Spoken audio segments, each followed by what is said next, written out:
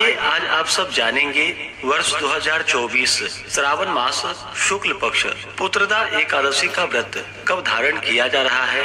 तो जानेंगे व्रत के शुभ मुहूर्त के बारे में, पारण समय के बारे में, पारण कब और किस चीज से किया जाएगा, इस दिन क्या करना चाहिए क्या नहीं करना चाहिए, भगवान को किस वस्तु का खास करके इस दिन भोग लगाना चाहिए।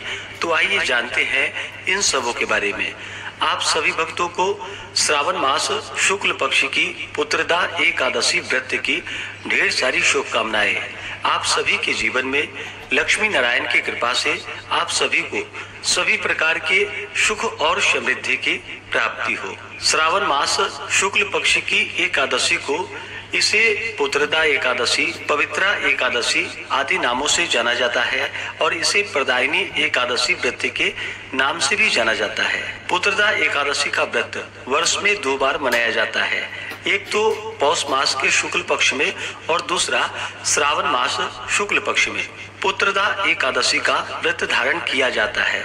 जो भी भक्त सच्ची श्रद्धा के साथ, नियम और निष्ठा के साथ पुत्रदा एकादशी का व्रत करते हैं तो इस व्रत के प्रभाव से जो कि सभी प्रकार के पाप और ताप नष्ट हो जाते हैं तथा पुत्र इच्छुक भक्तों को पुत्र रत्न की प्राप्ति होती है। यह संतान प्रदायिनी व्रत है। इस दिन विशेष प्रकार से भगवान विष्णु, माता लक्ष्मी का और साथ में जो कि ब्रह्मा विष्णु महेश का भी पूजन करना चाहिए। इससे भगवान विष्णु अपने भक्तों पर अति प्रसन्न होते हैं और इस व्रत को करने वाले को संतान सुख, संतान वैभव व समाज में सम्मान की प्राप्ति होती है। तो आइए जानते हैं पुत्रदा एकादशी व्रत के शुभ मुहूर्त के बारे में।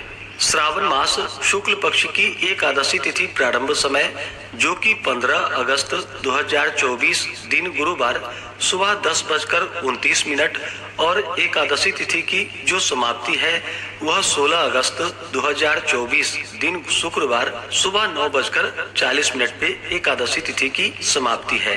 तो हमें शुद्ध रूप से सूर्योदय व्यापनी के अनुसार जो कि 16 अगस्त 2024 दिन शुक्रवार को व्रत के लिए समय प्राप्त हो रहा है। तो 15 अगस्त को सभी भक्तजन 10वें दिन के नियमों का पालन करेंगे, 16 अगस्त को व्रत धारण करेंगे और 17 अगस्त को व्रत का पारण किया जाएगा। एकादशी व्रत का पारण जो कि हरिवासर समाप्त होने के बाद किया जाता है।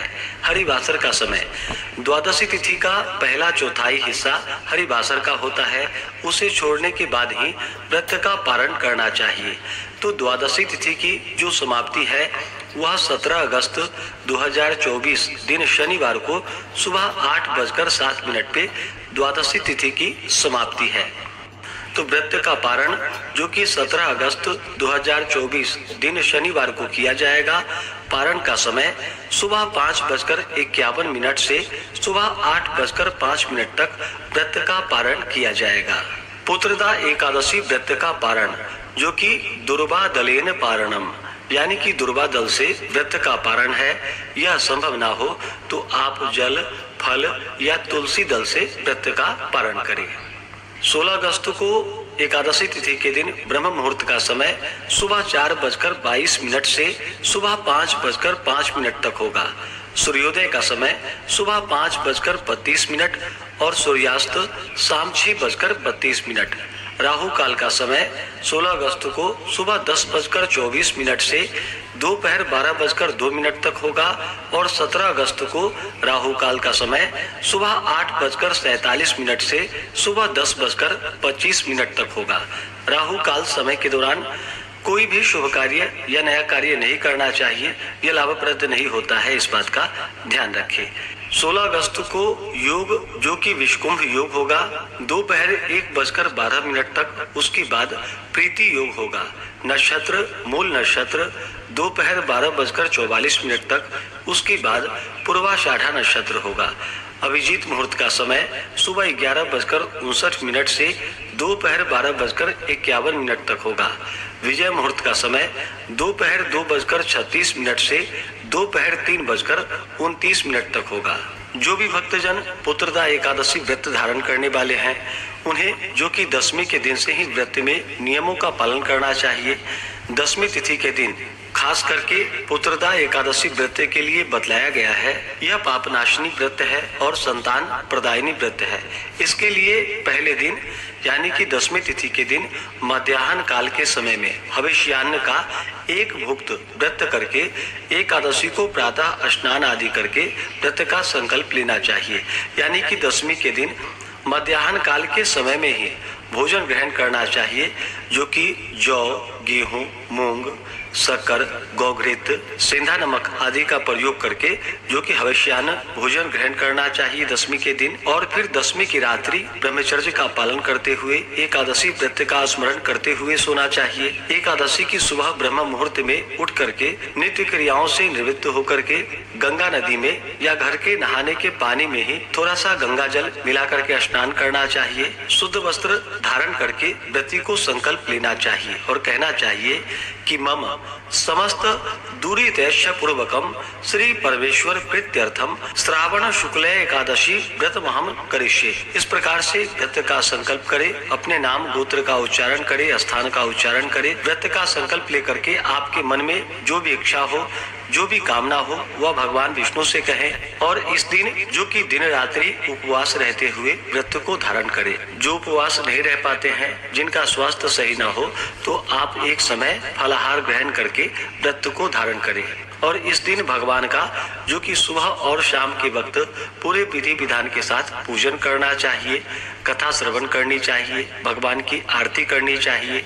इस दौरान ओम नमो भगवते वासुदेवाय या श्री कृष्ण गोविंद हरे मुरारी आदि नामों का जप करना चाहिए। एकादशी तिथि के दिन जो कि ब्रह्मचर्य का पालन करना चाहिए। व्यक्ति को किसी के ऊपर क्रोध नहीं करनी चाहिए। अपने मन में किसी के प्रति ईर्षा या द्वेष का भाव नहीं लाना चाहिए। पूर्ण भक्ति भाव के साथ भगवान का पूजन करते हुए, कथा श्रवण करते हुए, रात्रि जागरण करते हुए समय को व्यतीत करना चाहिए। इस दिन भगवान का जो कि जल से अभिषेक करे, पंचामृत से अभिषेक करे, शुद्ध गंगा जल से अभिषेक करे। उसके बाद भगवान को वस्त्र चढ़ाए। वस्त्र के बाद फिर आचमनी के लिए जल अर्पित करे। इसके बाद यज्ञोपवीत अर्पित करे, फिर आचमनी के लिए जल चढ़ाए। उसके बाद भगवान को जो कि काले तिल और तुलसी दल अर्पित करे। भगवान विष्णु को अक्षत नहीं चढ़ाया जाता है, तो अक्षत की जगह काले तिल उन्हें अर्पित करे। भगवान विष्णु को छोड़ करके आप भगवान शिव और ब्रह्मा का जो कि उन्हें अक्षत अर्पित कर सकते हैं। उसके बाद फिर चंदन और पुष्प अर्पित करें। भगवान शिव जी को सफेद पुष्प चढ़ाए, भगवान विष्णु को पीला पुष्प अर्पित करे, ब्रह्मा को सफेद पुष्प या कमल का पुष्प आदि मिल सके तो अर्पित करे। इसके बाद धूप और दीप दिखाए, अनेक प्रकार का नैवेद्य आदि अर्पित करे। श्रावण शुक्ल पुत्रदा एकादशी व्रत में विशेष प्रकार से भगवान विष्णु को इस दिन गुड़ का भोग अवश्य ही लगाना चाहिए। और जब भी भोग लगाते हैं तो तुलसी दल डाल करके भगवान को भोग लगाए। दूध से बने हुए वस्तुओं का भगवान को भोग लगाए। अभी के मौसम में ऋतु फल जो भी मिल सके उसका भगवान को भोग लगाए। उसके बाद जल से आचमनी करवाए। मुख शुद्धि के लिए पान पत्र, सुपारी, लौंग, इलायची के साथ में अर्पित करे। इसके बाद द्रव्य दक्षिणा चढ़ाएं और फिर पुत्रदा एकादशी व्रत का कथा श्रवण करे, भगवान की आरती करे।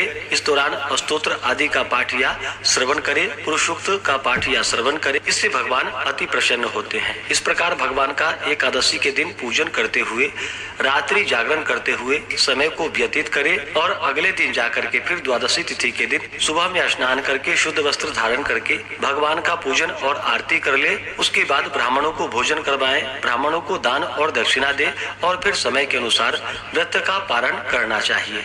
इस प्रकार व्रत को धारण करने से व्यक्ति के सभी प्रकार के पापों का नाश होता है। पुत्र इच्छुक भक्तों को पुत्र रत्न की प्राप्ति होती है तथा अंत समय में भगवान विष्णु के धाम की प्राप्ति होती है। तो आशा करता हूँ कि यह जानकारी आपको अच्छा लगा हो।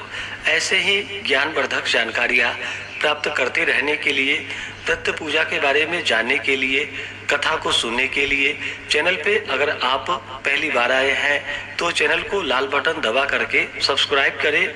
साथ में बेल आइकन घंटी को दबाएं ताकि आने वाली वीडियो का नोटिफिकेशन आपको समय से मिलता रहे। वीडियो को लाइक करें, शेयर करें। सुखी रहें और स्वस्थ रहें। जय श्री राधे कृष्ण।